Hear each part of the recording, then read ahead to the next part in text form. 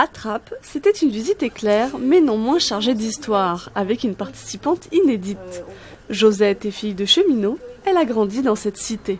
D'un bout à l'autre des Dancy, c'était que des enfants qui jouaient. Voilà, c'est tous les souvenirs qui reviennent, les bons et les mauvais. Il n'y a pas toujours que des bons dans la vie.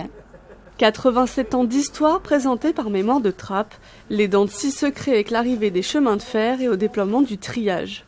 C'est un habitat qui a été conçu spécialement pour eux et qui est issu un peu de pas mal de courants architecturaux et puis courants hygiénistes aussi qui vont se déployer entre les deux guerres. C'est un artiste qui a beaucoup travaillé pour Saint-Quentin-en-Yvelines. Son style, c'est un style figuratif, comme vous pouvez le voir. Et c'est composé en fait de 12 éléments à peu près. Les œuvres de Denis Mondineux, décryptées, expliquées.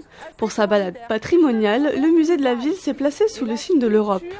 Il faut imaginer que Saint-Quentin-en-Yvelines, du temps de la ville nouvelle, du temps de l'édification en fait, de cette ville, était un véritable champ, une page blanche pour tous ces artistes et ces architectes qui venaient collaborer à l'édification de cette ville nouvelle. L'art public était associé dès le départ de la création de la ville nouvelle sur Saint-Quentin-en-Yvelines. Martha Pan, Denis Mondineux ou encore Massimiliano Fuxas ont été mis à l'honneur.